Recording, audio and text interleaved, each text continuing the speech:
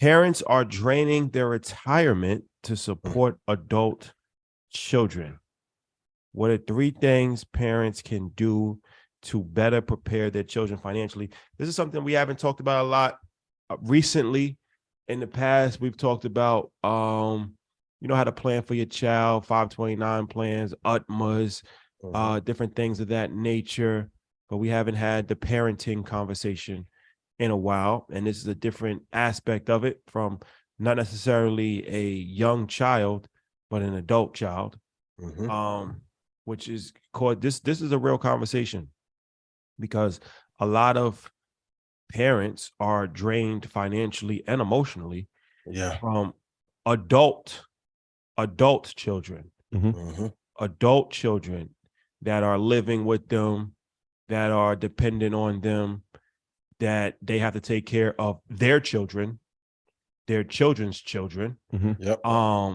So this is another financial situation that, parents, it doesn't always end when the child turns 18. No. Sometimes 25, 26, 32. 32 sometimes, 38. Maybe, keep going. So let's talk about it. Yeah. I think that you got to start with the root of why they're taking care of their adult children, right? Like, what is the cause? Like, when we talked about symptoms of what is causing the root problem, we always started with education. And if they don't have education, if they don't have a skill, what do?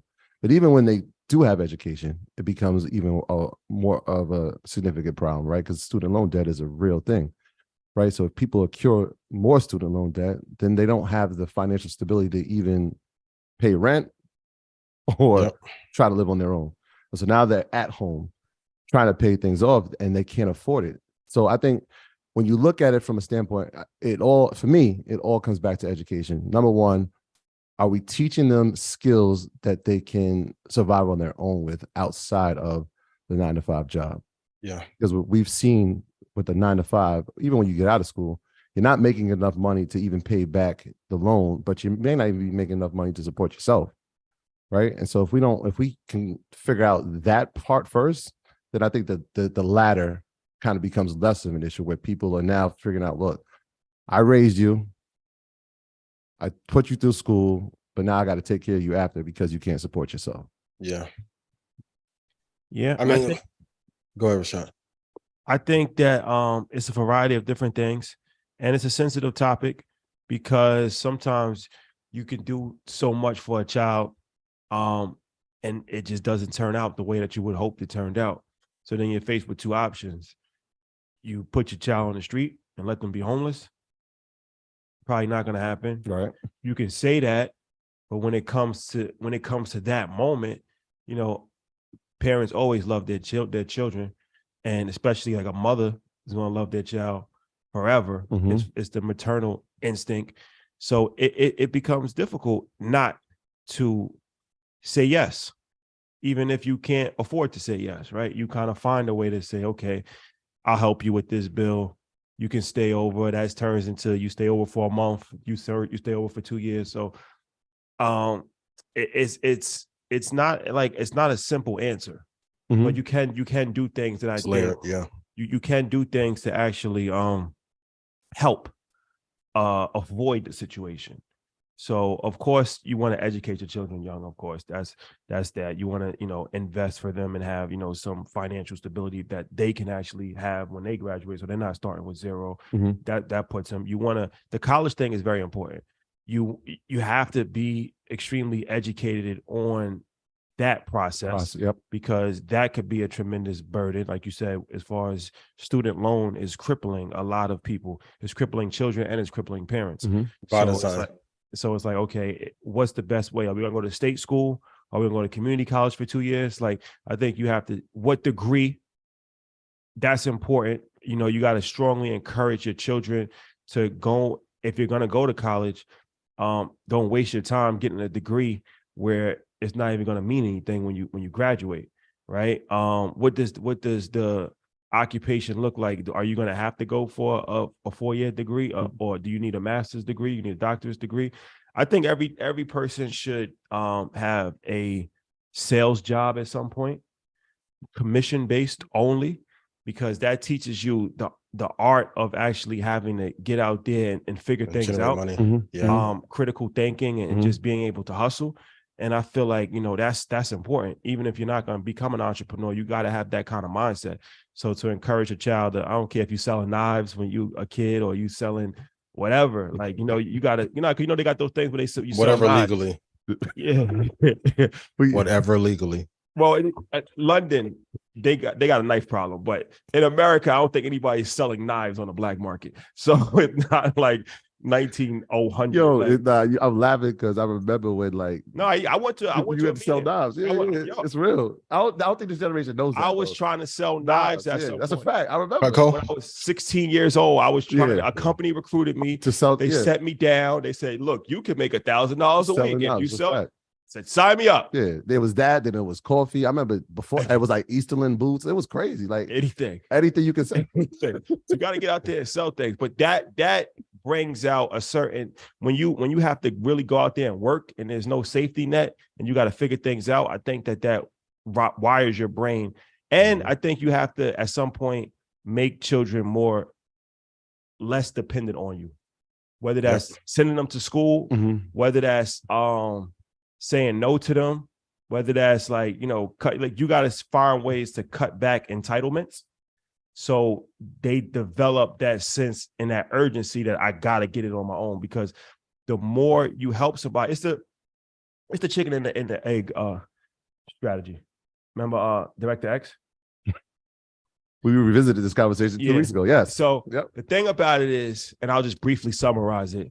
It was like there was a science experiment done where it was a chicken inside of an egg, and they had like the regular ones that was just in the incubator, and they broke out, and they was just regular ones, and then there was ones that they really like coddled, and they did special treatment for and all of that, and they actually hurt the development of the chicken. So it's like, I can help you, but I'm not gonna help you, because if I help you, I'm gonna hurt you. Yeah. Let's pause. Just really let that sink in. Yeah. No. If I help you, I'm gonna hurt you. So the next time somebody asks you for help, think about, is it really worth it, or are you gonna hurt the person?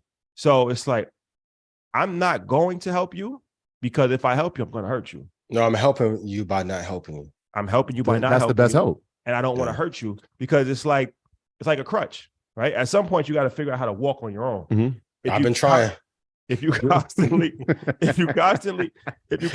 helping people all the time, you're doing them a disservice, because they're never strong enough to survive on their own. So that's the question, right? And I know I want to hear your take too, but it's like, at what point do you not become the crutch, especially for parents?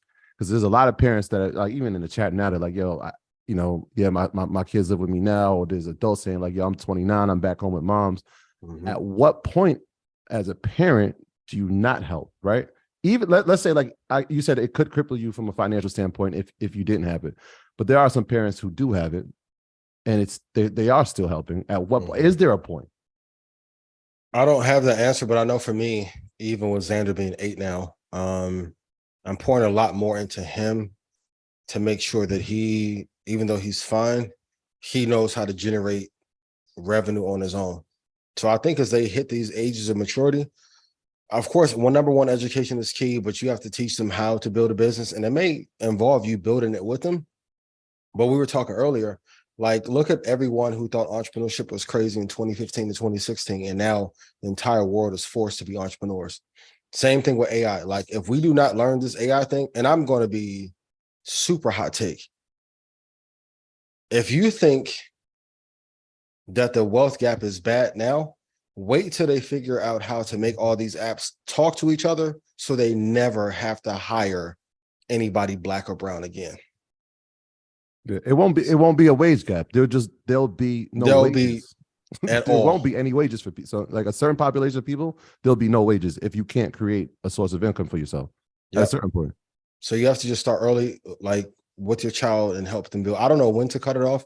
And it's something that I've danced with amongst family and friends, like how to help versus helping too much, giving too much, and then also taking it away. Like, it's a delicate balance, but I think the real solution is to help people build so that they can be able to produce their own fruit from their own labor and their own ideas. But the era of like waiting till kids 18, 19, 20, 22 to teach them about money, I think you got to teach your kids from 5. If your kids are over 5 years old, you got to start teaching them now. And some things are just intangible. The last point I'll make about this is that society, and this is why it's like the money conversation is great. You got to teach kids about money, but this is why like I put my son in basketball. I don't really care if he makes it to the NBA. That's not the goal. The goal is that you got to develop a thick skin. Like you got to develop competition. Like if somebody's talking down to you, you gotta fight for yourself. Mm-hmm. Like you gotta defend yourself in this world. And it's like sports is a great way to do that. Every now and then you gotta get into a fight too. Like, you know what I'm saying? Like that has to happen at some point in time. Mm-hmm. You gotta fight. Like you gotta defend yourself. Like you gotta go through adversity in order to build a certain character. I feel like social media and this whole world has taken a lot of people out of that realm where it's like men don't even really want to even have conflict anymore. And it's not to say like conflict is the great way to go, but I'm like an internal conflict for yourself. Yeah. Like, you know what I'm saying? Like if you down on it's nothing wrong with being down on your luck and having to move back in, you know, hard times happen. But you got to fight within yourself. Like, how do you bounce back? Some Rocky, like you got to get on some Rocky. Like I'm up at 5 o'clock every morning, and I'm jumping rope, and I'm getting back in my vibe. Like, you know what I'm saying? Internal fortitude. I feel like social media has made a generation softer, and everybody gets participation trophies, and everybody's equal, and nobody's in competition with anybody, and this leads to grown-ups that are okay just playing video games and watching YouTube channels about academics dissing Charlemagne, like, you know what I'm saying, or whoever, like, you know what I'm saying? It's like leave Big Ack alone. Please, and shout out to our professional gamers. But I'm just using that as an example. I know, like, you know what I'm saying? Like these guys is watching on YouTube making videos about YouTubers making videos about YouTuber. Yeah, it's like a YouTuber. It's a commentary on a YouTuber making a video about a YouTuber. And then a spin on that. And then they're in the comment, like, you're 38 years old and you have time to watch a video like that. And make a video. Well, it says a lot about why you're at where you're at. Shout out to everyone who tunes into academics, though. And Whack 100. Yeah, I think you said it, and I'll just reiterate it, man. That exposure piece is the other part. So education plus the exposure, right? And so like I remember you told a story where you put $3,000 on the bed and your son saw it. So I did it the other day. I had some cash and I put it out, and my son was like, "How much is this?" I was like, "Count it." And when he counted, he was like, "Oh." He's like, can I bring it with me to school? I said, no, we're not going to do that. Put the money on the table. No, we're not going to do that. But I'm like, this isn't your money. But the next thing he asked me is like, can we go to the bank and take $1,000 out of my money so I could just have it? I'm like, what do you need it for? He's like, I just want to have it to know that I have it. Yep. And it was like the exposure. So like things like that, exposing them to money, taking them to the bank, even if you're paying your mortgage, bring them to the bank with you. Show them what that process is like. If you're paying rent, show them when you write the check, what that looks like, right? When you're opening up accounts. Take them, right? When you're purchasing things, take them. Show them, let them. I'm telling you, one of the best lessons is when you go out to eat, right? And you figure out your tip or figure out what taxes. Like these are lessons that people are just taking for granted, but they're happening every day. Like you go out with your kid, the bill comes, it's like, all right, it's just a hidden thing, and you pass it on. Like, no, this is how much everything costs. This is how much we're going to pay. This is what 20% of this amount is, right? That's what we're leaving for somebody. Well, why we got to pay them that? Well, this is their wage. Right. And so for order them to make a living, they have to get tips. Yep. There's financial lessons in everything. We just overlook them. So these are opportunities to expose them at their age for things that are appropriate. My graduates from my school being Forbes, bag drop. Bag drop. A mic drop, bag drop. Bag drop.